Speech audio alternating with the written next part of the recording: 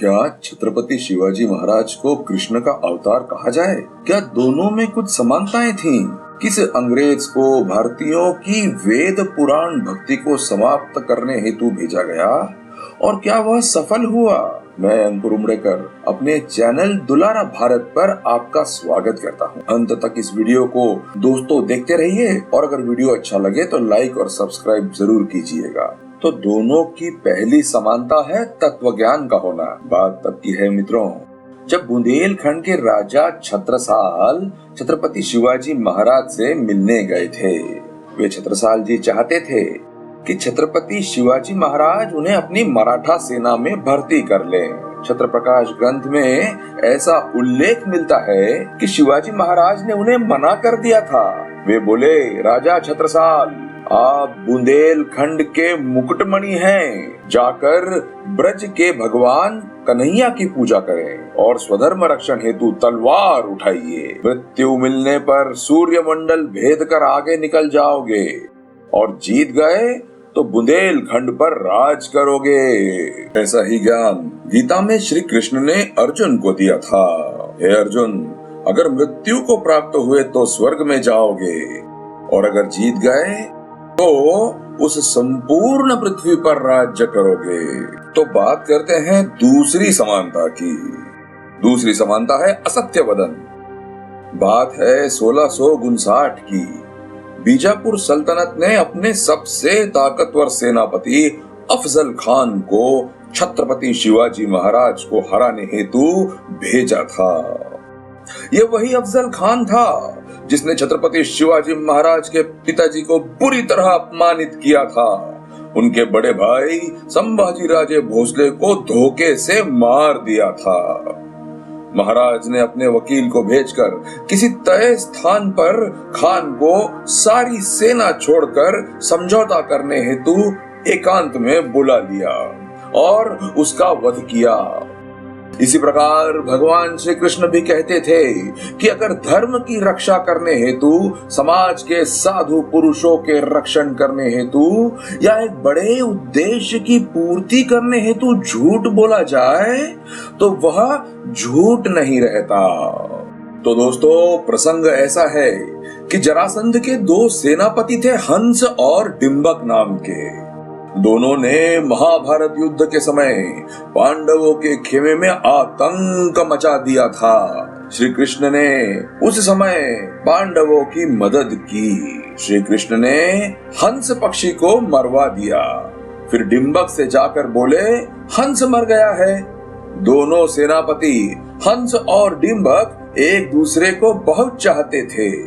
ये सुनकर डिंबक ने आत्महत्या कर ली। अरे डिंबक नहीं रहा तो हंस ये सदमा सहन नहीं कर पाया और उसने अपने स्वयं की जान ले ली। इससे पांडवों का पलटा भारी हो गया था।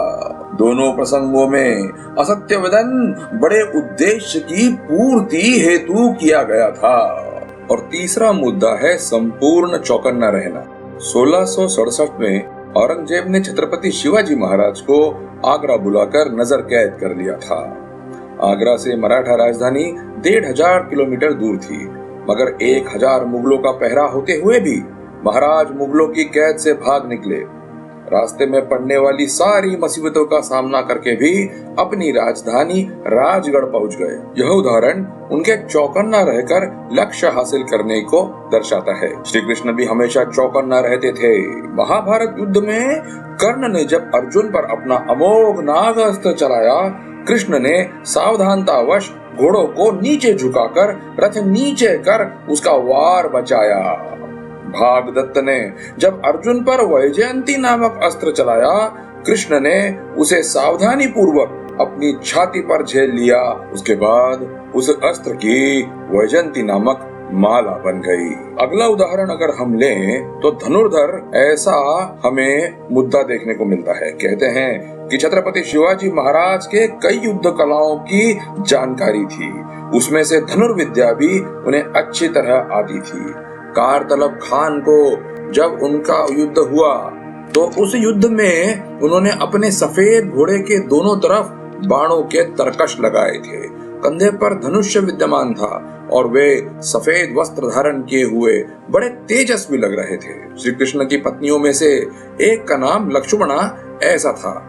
द्रौपदी व अन्य सहेलियों से बात करते हुए उसने बताया था कि श्री कृष्ण उसके स्वयंवर में आए थे। स्वयंवर की शर्त थी कि शब्द भेदी बाण से निशाना लगाना था। उस स्वयंवर में उस समय के श्रेष्ठ धनुर्धर कर्ण, अर्जुन वगैरह वो काम नहीं कर पाए जो काम श्री कृष्ण ने कर दिखाया और स्वयंवर में लक्ष्मणा को जीत कर अपने साथ ले गए। छत्रपति शिवाजी महाराज और श्री कृष्ण के जो पांचवी समानता थी वह थी विलक्षण नेतृत्व। छत्रपति शिवाजी महाराज 70,000 सैनिकों से घिरे हुए लाल महल में शाइस्ता खान को टक्कर देने अपने चुने हुए सैनिकों के साथ पहुंच गए थे। उन्होंने खुद के नेतृत्व से अनुयायियों का निर्माण किया था। उनमें वक्तृत्व कौशल्य भी अपार था। भगवान श्री कृष्ण का वक्तृत्व कौशल्य हमें तब देखने को मिलता है जब उन्होंने पूरी तरह कंफ्यूज्ड अर्जुन को फिर से उठकर युद्ध करने हेतु प्रेरित किया था।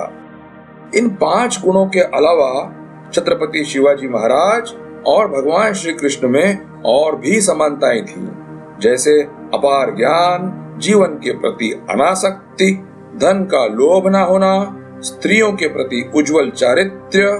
श्री कृष्ण एक योग पुरुष थे। योग में ऐसा कहा गया है कि हमारे शरीर में 16,108 नाड़ियां होती हैं। क्या इसलिए भी ऐसा भ्रम फैलाया कि कृष्ण जी की 16,108 स्त्रियां थीं? आपको क्या लगता है? अपने विचार कमेंट्स बॉक्स में जरूर लिखिएगा।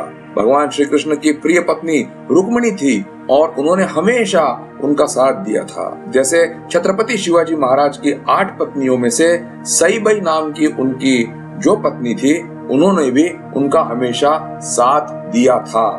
हमें गर्व है कि भारत भूमि को छत्रपति शिवाजी महाराज और भगवान श्री कृष्ण जैसे ऐतिहासिक महापुरुष मिले हैं, जिनके तत्वज्ञान की वजह से भरत भूमि पवित्र हुई।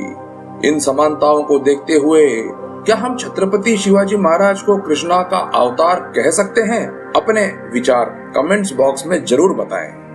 मैक्स म्यूलर नाम का एक ब्रिटिशर उसको भारतीयों की वेदों पर की श्रद्धा को समाप्त करने हेतु भेजा गया। मैक्स म्यूलर ने वेद पढ़े, समझे और जब वह वापस इंग्लैंड पहुंचा तो उसने वहां सारे वेद छपवा लिए, लेकिन तोड़ मरोड़ कर। लेकिन हमारे वेदों का समृद्ध ज्ञान कभी समाप्त नहीं होगा और हमारे वेदों की ये जो ज्ञान गंगा है यह सदा बहती रहेगी। ऐसे और भी कई भारतवर्ष संबंधित ज्ञानवर्धक वीडियोस को देखने सुनने हेतु हमारे चैनल दुलारा भारत को जरूर सब्सक्राइब करें। आज के लिए इतना ही। अपने मित्र अंकुर उमरेकर को आज्ञा दें। दुलारा भारत, हमारा भारत, हमारी शान।